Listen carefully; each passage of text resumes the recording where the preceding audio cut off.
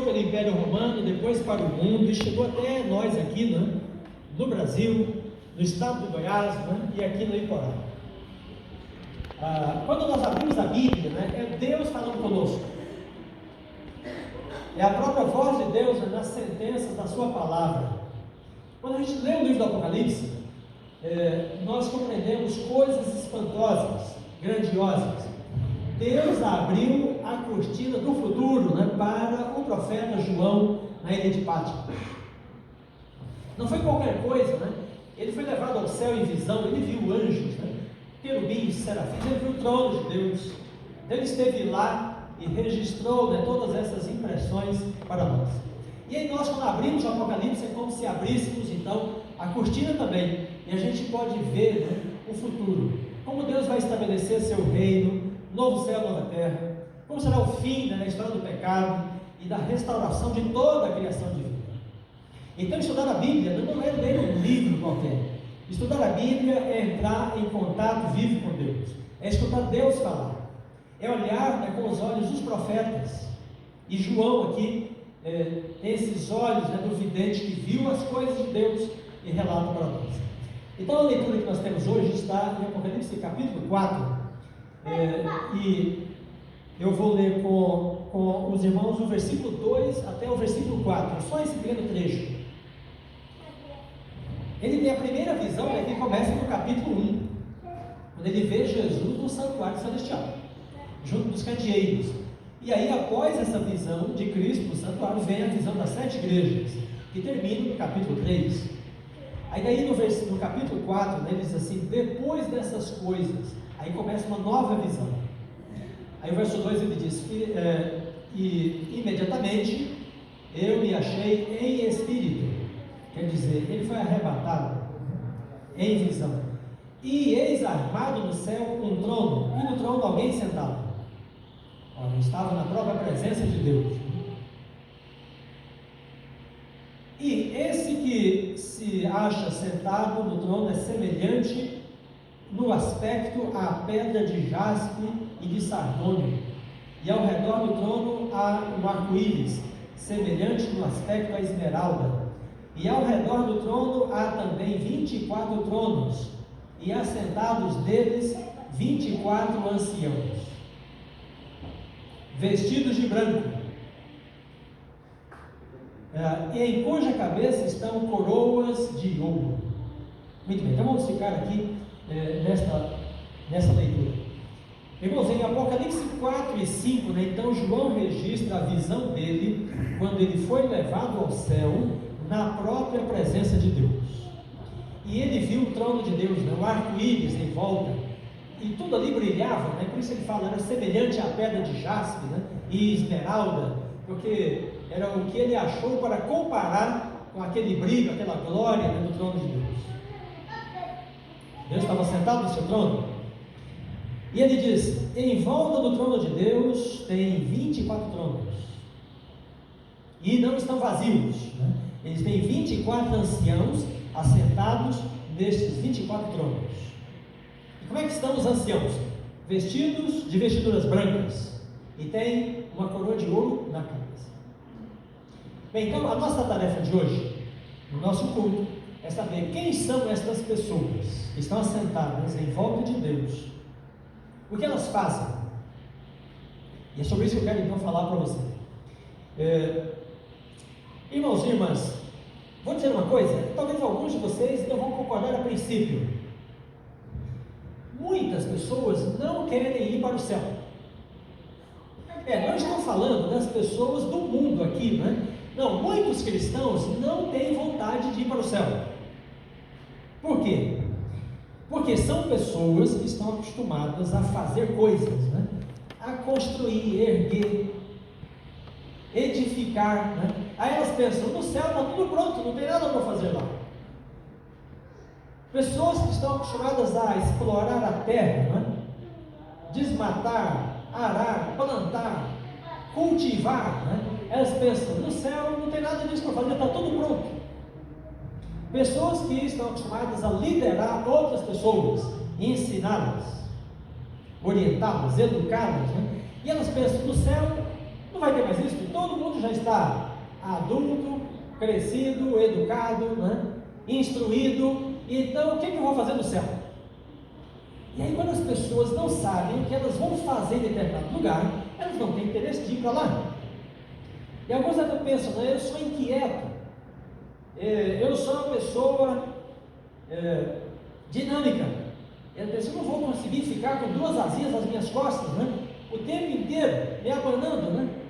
E elas não têm desejo de ir para o céu, porque elas não sabem o que elas vão fazer lá. Então, eu quero falar para você do que será, ou o que será, né, a atividade do povo de Deus no céu, a partir dos 24 anciãos.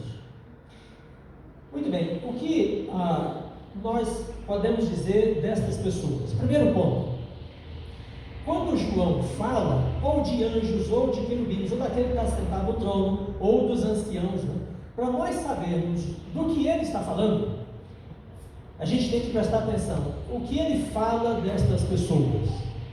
Então, nesse caso aqui, ele fala três coisas. Ele diz que os anciãos estão assentados no trono. Ele diz que os anciãos estão vestidos de branco, né? E em terceiro, eles têm coroas de ouro na sua cabeça. E aí nós devemos nos perguntar, então, quem é no Apocalipse que se veste de branco? Quem é que se assenta no trono? E quem é que tem coroas de ouro na sua cabeça, né? E aí a Bíblia e o próprio Apocalipse vão dizer para nós quem são os 24 anciãos. Tá certo?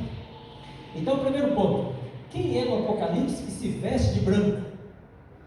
Olha, por exemplo, se você vai ao capítulo 3, e ele fala assim, o vencedor será assim vestido do quê? Apocalipse 3, verso 5. O vencedor será vestido de... Quero ouvir vocês. Vestes brancas. O vencedor. Então, os que se vestem de branco no Apocalipse, a primeira informação que João dá é que eles são os vencedores. Mas vencedor do quê? Não é de uma partida de futebol, não é de um jogo, né? Não é de um campeonato.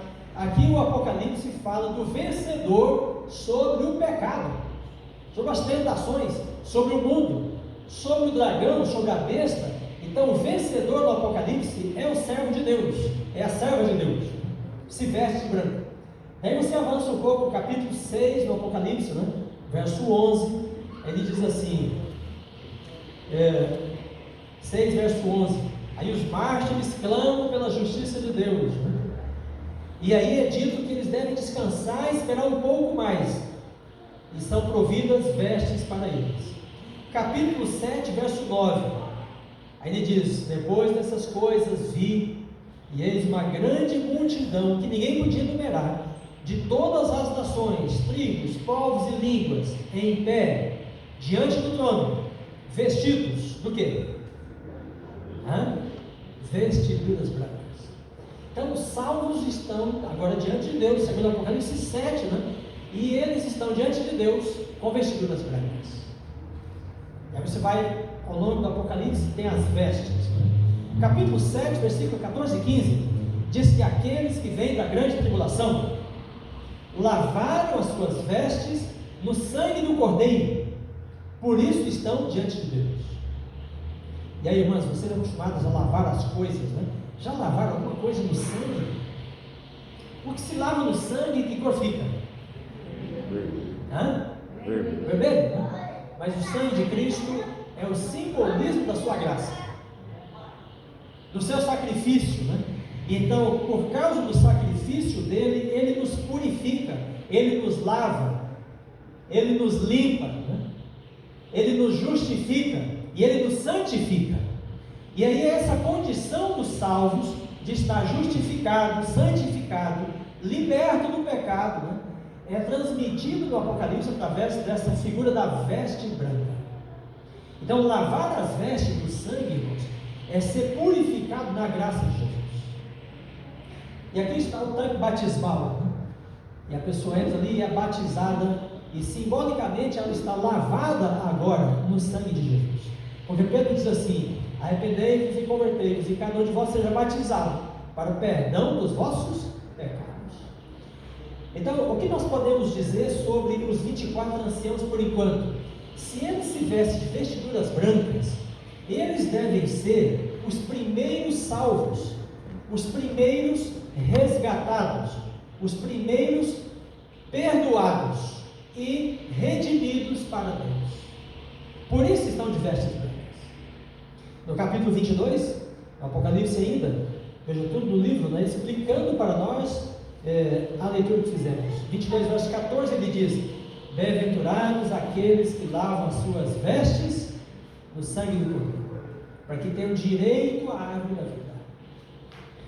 Irmãos queridos, o sangue de Cristo purifica, lava, branqueia, torna alvo como a neve, limpa o ser humano dos seus pecados, de suas manchas, de sua imundícia, e qualifica essas pessoas a estarem em pé diante do Deus Todo-Poderoso. Lembra que Deus fala para Moisés assim: nenhum ser humano verá minha face e viverá. Por quê? Porque ele está na condição de pecado, está manchado, está sujo, está imundo, está condenado, está cheio de pecados, mas aí Jesus nos lava, nos limpa, e então podemos comparecer diante de Deus como se nunca tivéssemos pecado. Amém? Esta é a sua oportunidade, esse é o caminho, para que você esteja purificado, e possa então se apresentar diante de Deus com a veste limpa da justiça de Deus. Bom, as vestes, na Bíblia, a figura da veste é constante. Quando Adão e Eva pecaram, como é que eles se sentiram? Nus, sem roupa. E aí eles fizeram a roupa de figueira, mas não servia. E então Deus sacrificou o primeiro cordeiro e proveu veste de peles para Adão e Eva, para eles se cobrirem. Aí lá nos profetas encontramos uma visão em que Zacarias vê o sumo sacerdote Josué. Ele está com a roupa toda suja, imunda, representando a condição de Israel, cheio de pecados. E aí então Satanás vem e requer domínio sobre Josué e sobre Israel. E então comparece Miguel e afasta Satanás e provê uma veste limpa para Josué. É a mesma veste para Israel. Quando o filho pródigo, irmãos, voltou para a casa do pai, como é que estava esse rapaz? Sujo, mal cheiroso, estava convivendo com os porcos, trabalhando com os porcos, comia da comida dos porcos. E aí ele vem para o pai. Qual é a primeira coisa que o pai faz? Manda colocar uma veste nova. E aí agora aquele que estava longe, culpado, tinha gastado a fortuna da família, com prostitutas e meretrizes, ele volta e com a veste nova, ele está de novo integrado na família. E é um membro da família, para comer na mesa do pai novamente. A veste qualifica o povo de Deus a ser integrado de novo na família celestial. Você e eu temos aqui, portanto, alguns irmãos nossos, que já estão no céu vestidos de vestiduras brancas. Queridos irmãos, ao longo da nossa vida, nós acumulamos uma sombra de pecado e culpa. E muitas vezes vivemos debaixo do peso desses pecados, da consciência culpada. Em Cristo, nenhuma condenação mais há. E Paulo diz em Romanos 1, nenhuma condenação mais há para aqueles que estão em Cristo Jesus, porque Ele nos lava, nos purifica dos nossos pecados. Muito bem, então estamos estudando os 24 anciãos. Por esta primeira informação, eu quero dizer para você que os 24 anciãos devem ser os primeiros redimidos. Eles devem ser os primeiros que Jesus levou quando Ele subiu, como a comprovação da eficácia do seu sacrifício. Então, perante o universo, o plano da salvação já está consumado, realizado na experiência destes primeiros irmãos nossos, que já subiram para lá. Segundo ponto, então, João diz que ele olha, ele vê a roupa, e ele olha e vê a coroa na cabeça. Que coroa é esta? Então Então, no Apocalipse tem dois tipos de coroas. O dragão, Apocalipse 12, ele tem 7 coroas. E aí, então, João escreveu em grego, né? E ele tem uma palavra para a coroa, as coroas do dragão. Quando ele diz que a mulher pura, né, tem a coroa de estrelas na sua cabeça, é uma outra palavra. Então tem diadêmata, que é a coroa real. A coroa real é usada pelo rei, transmitida de geração em geração. A palavra que ele usa para as coroas do dragão é essa da coroa real, para dizer que o dragão representa 7 reis, impérios, poderes reais. A palavra que ele utiliza para a coroa da mulher é a mesma usada para a coroa dos 24 anciãos, Stephanos. É a coroa, irmãos, que os atletas recebiam quando eles venciam as Olimpíadas. Na Grécia, depois do Império Romano, era a coroa de louros, era diferente. O imperador de Roma gostava de usar a coroa Stephanos, a de louros, né? Mais do que a coroa real, porque ele queria se apresentar como um guerreiro vitorioso, conquistador. Então não era a coroa que ele recebeu porque ele tinha o sangue real, é a coroa que ele recebia por vencer a batalha. Então os 24 anciãos têm esta coroa, a coroa de vencedores. É a mesma coroa, né, que Paulo fala assim: combati o bom combate, completei a carreira, guardei a fé. Já agora a coroa está o quê? Está reservada para mim. Ele diz: a qual o Senhor, reto juiz, tem não só para mim, mas para todos que amam a sua vida. E da coroa, essa coroa, né, do vencedor, todos os salvos vão utilizar. E se os 24 anciãos já têm essa coroa, indica o que para nós? Eles são os primeiros vencedores. Então a coroa da vitória, a coroa do vencedor, eles são os primeiros vencedores. E aí, meus irmãos, observem comigo. Jesus fala com a igreja 7 vezes, em Éfeso, em Esmirna, em Pérgamo, Tiatira, Sardes, Filadélfia e Laodiceia. Cada vez que ele fala com a igreja, ele fala com o vencedor. Olha, capítulo 2, versículo 7. Quem tem ouvidos, ouça o que o Espírito diz às igrejas. Ao vencedor. Aí então ele dirige uma mensagem específica ao vencedor. A igreja de Esmirna, ele fala 2, verso 11: o vencedor de nenhum modo sofrerá o dano da segunda morte. E aí então 7 vezes ele fala sobre o vencedor. O que ele quer dizer com isso? Irmãos queridos, Jesus está falando, né, com a sua igreja, como uma igreja que está em batalha, que está numa peleja, que está na grande tribulação. Esse mundo é a tribulação para a igreja, né? Nós podemos ter conforto aqui, podemos andar em bons carros, né, ter boa comida, mas no mundo, Jesus disse, vocês serão perseguidos porque vocês não são desse mundo. Então o cristão, o crente verdadeiro em Cristo, né, sabe que ele não pertence a esse mundo, e ele está aqui de passagem, e aqui é uma prova para ele, e ele deve ser vencedor nessa prova. Vencedor sobre o egoísmo, sobre a vaidade, sobre o apetite desregulado, vencedor sobre os vícios, vencedor sobre o pecado. E aí no Apocalipse, né, vencedor sobre o dragão, sobre a besta, a imagem da besta.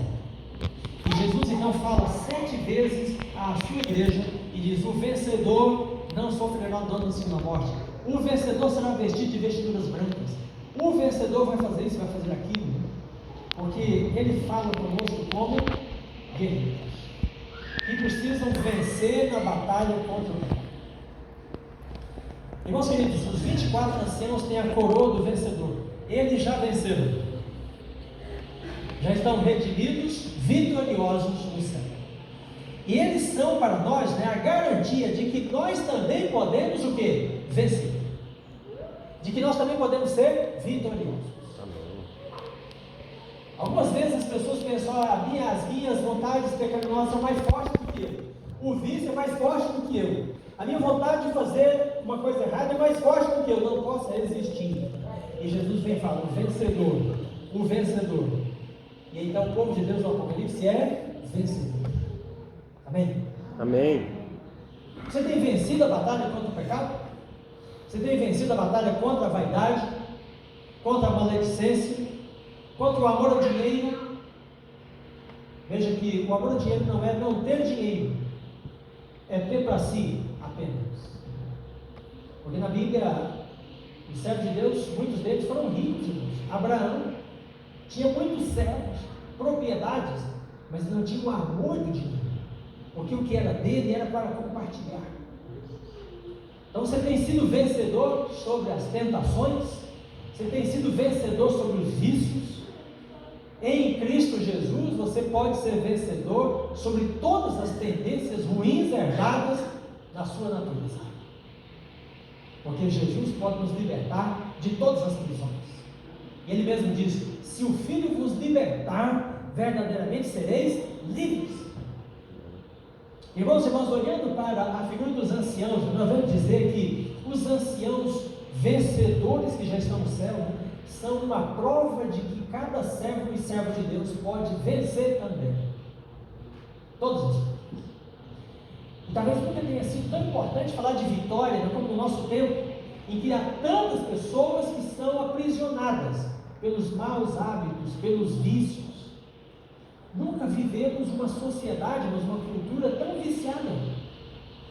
Pessoas viciadas em bebida, em comida, viciadas em internet, em redes sociais, em fake news, pessoas viciadas em filmes, séries, pessoas que gastam tempos, horas e dias, semanas, assistindo, vendo coisas que nada dizem respeito à vida delas. Por quê? Porque elas estão viciadas e elas têm de ser libertas. E eu quero dizer para você nessa manhã que Jesus é poderoso para vencer com você, para lhe dar vitória sobre todo o vício que você tiver. Amém. Seja de comida, seja de bebida, seja de qualquer tipo de desregramento da sua vida. E os 24 anciãos são os primeiros vencedores. Então, se você está aqui nesta manhã e está pensando, eu não tenho sido vencedor, eu estou sendo derrotado, Jesus está dizendo para você, ao vencedor, e nele você pode vencer. Quer ver? Veja comigo Apocalipse capítulo 12, verso 11. João fala do vencedor e ao vencedor várias vezes. Apocalipse 12, verso 11. E diz assim: eles, pois, o venceram. Aqui, irmãos, venceram o dragão, diabo e Satanás. Quem são eles? Os servos de Deus.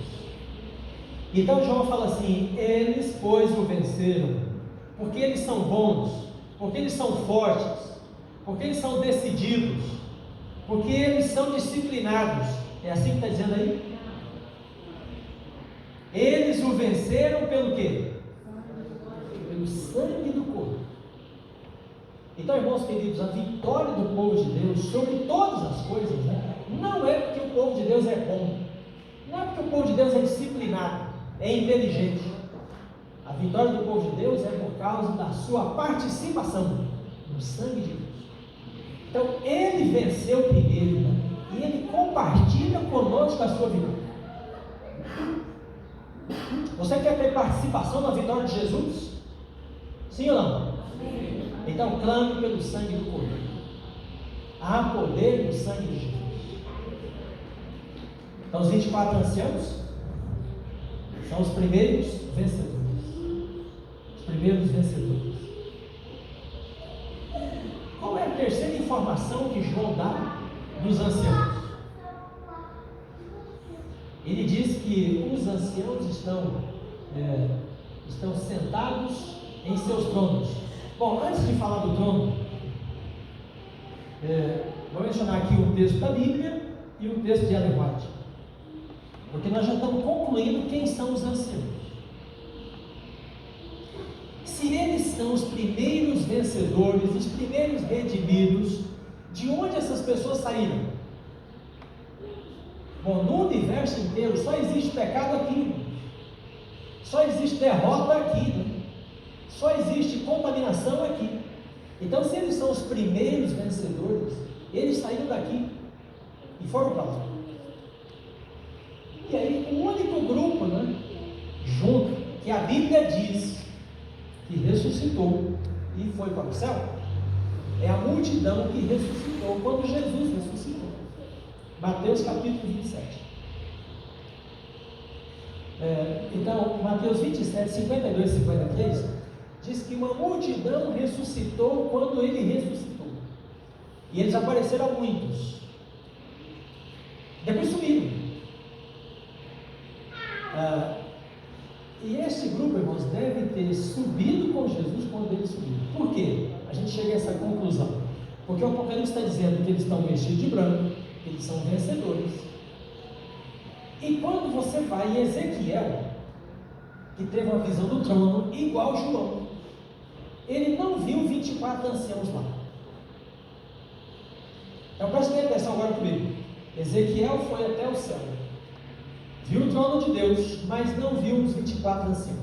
João foi até o céu, viu o trono de Deus e viu os 24 anciãos.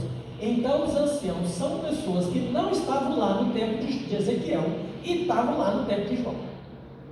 Tá certo? Então é um grupo que subiu para o céu depois de Ezequiel e antes da visão do Apocalipse. E o único grupo que ressuscitou quando Jesus morreu e ressuscitou. E aí, então, Ellen White comenta esta passagem no Desejar de Todas as Nações. Então, primeiro o texto bíblico, depois o texto dela. E ela diz assim: todo o céu estava esperando para saudar o Salvador no seu retorno nas cortes celestiais. Imagina, irmãos, ele ressuscitou, ficou aqui 40 dias, né? Aí ele subiu e foi para o céu. Ela diz: todo o céu estava esperando para ver Jesus de volta. Ele diz: ao ascender, abriu ele o caminho, e a multidão de cativos libertos à sua ressurreição o seguiu. Ele entra à presença do Pai e apresenta a Deus o noivo ouvido, aqueles ressuscitados com ele, como representantes da grande multidão dos salvos. Agora aqui podemos fechar o estudo. Jesus não subiu sozinho, irmãos. Ele não subiu igual ele desceu. Ele subiu com uma comprovação para Deus e o universo da eficácia dos seus sacrifícios. Amém. Então ele já levou os primeiros salvos. Amém. As primícias. Primícias é quando você vai lá no pé de manga, né? Aí tem as primeiras mangas que amadurecem. Acho que elas são até mais gostosas que as outras, sabe? Na colheita, às vezes, tem os primeiros, né? Os primeiros pés do arroz, né, que vão produzir. E aí o indivíduo vai e colhe e tem uma amostra. Primícias era uma coisa muito falada na Bíblia. Os israelitas tinham muito costume com isso. Então Jesus sobe e leva as primícias do seu sacrifício. Amém. Uma multidão de sangue.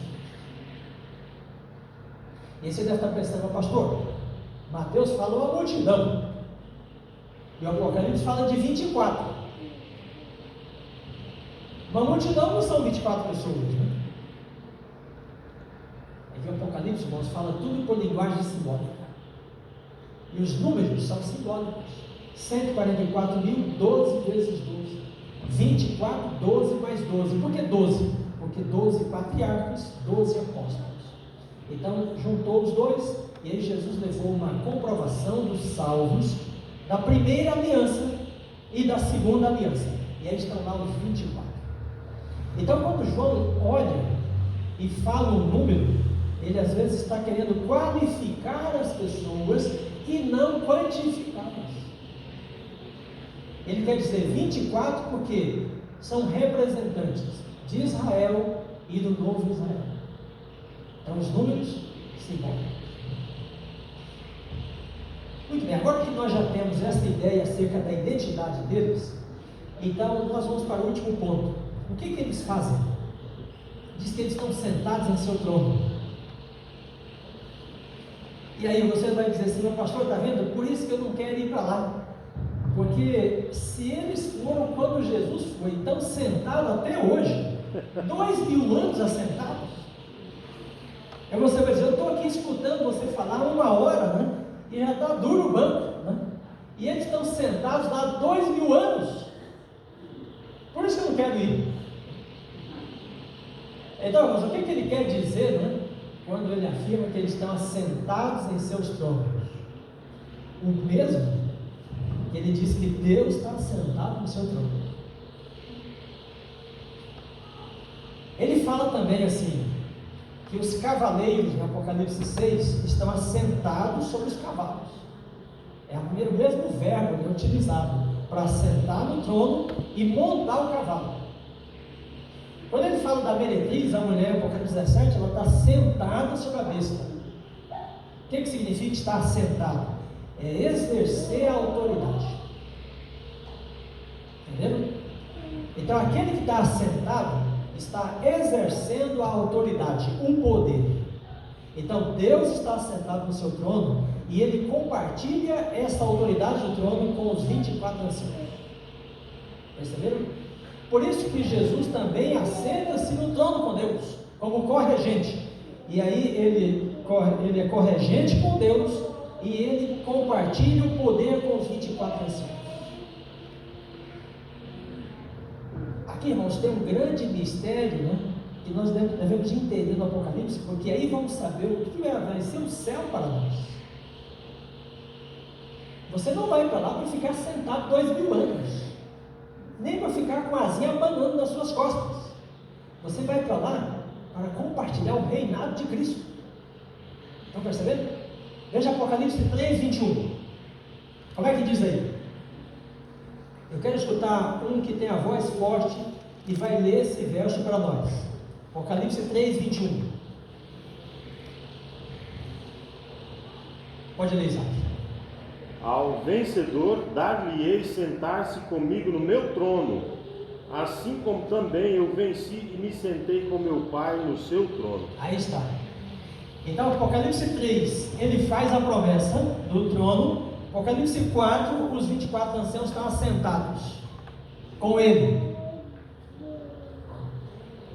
O vencedor vai sentar-se comigo no meu trono, como eu venci e me sentei com meu Pai no seu trono. O que quer dizer isso, irmãos? Deus governa sobre todo o universo, a partir do seu trono. Ele está entronizado, está empossado, está investido da autoridade, né, sobre toda a criação, sobre todo o universo. E ele não exerce essa autoridade sozinho, ele tem um corregente, que é Jesus. E aí Jesus veio aqui, ele resgatou essa multidão, levou esse grupo, e aí ele então compartilha agora o seu trono, a sua autoridade, a sua majestade, com os primeiros salvos. Com os primeiros salvos. Então, irmãos queridos, o povo de Deus tem um ministério, tem um trabalho, né, a fazer no céu. Nós estudamos hoje na lição da escola sabatina, vão plantar, vão colher, vão edificar casas, né? Mas isso aí é um hobby que você vai ter, porque o seu trabalho, o seu ofício, né, é a partir do trono com Deus.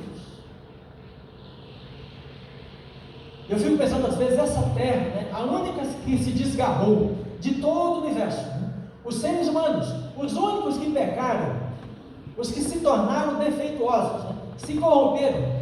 Então Jesus vem aqui, irmãos, resgata essa humanidade, né, e coloca a humanidade na glória com Ele. Amém? Amém.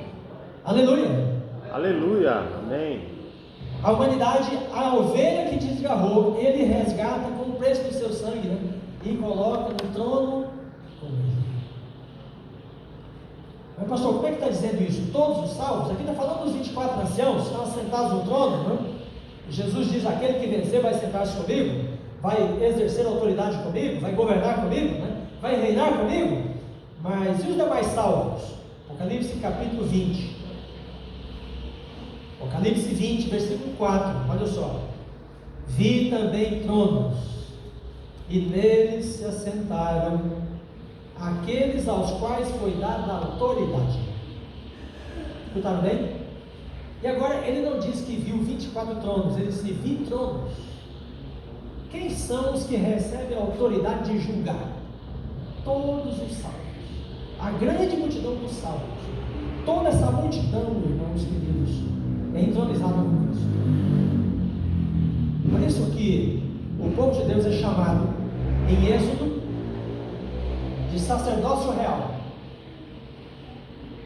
1 Pedro, capítulo 2, verso 9: vós sois nação eleita, sacerdócio real, que exerce a realeza.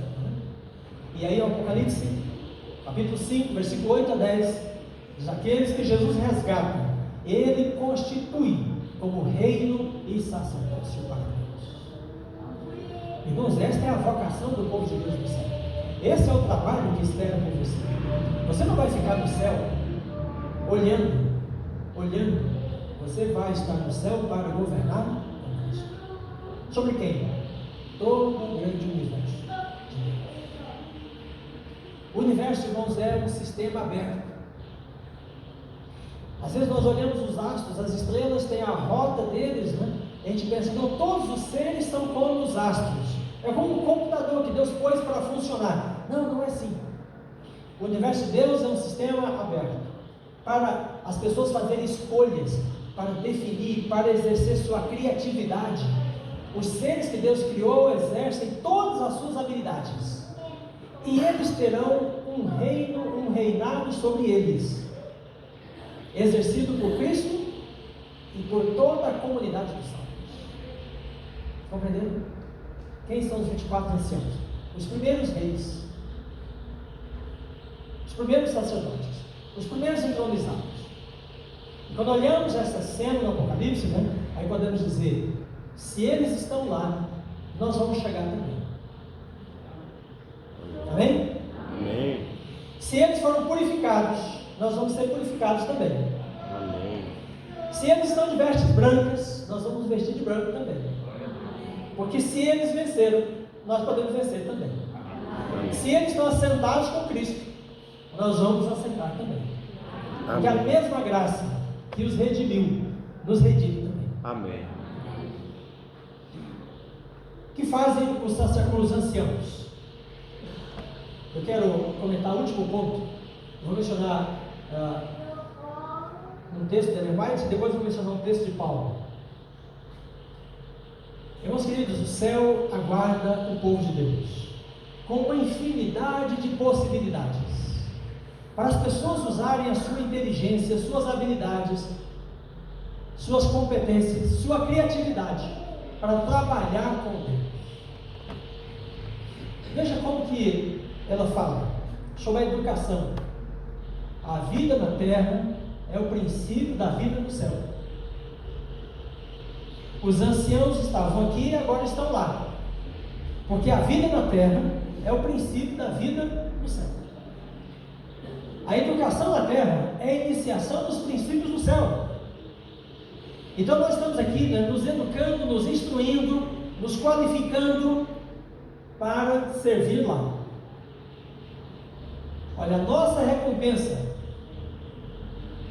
por ele trabalhar nesse mundo será a nossa maior virtude, o mais amplo privilégio de com ele trabalhar no mundo futuro.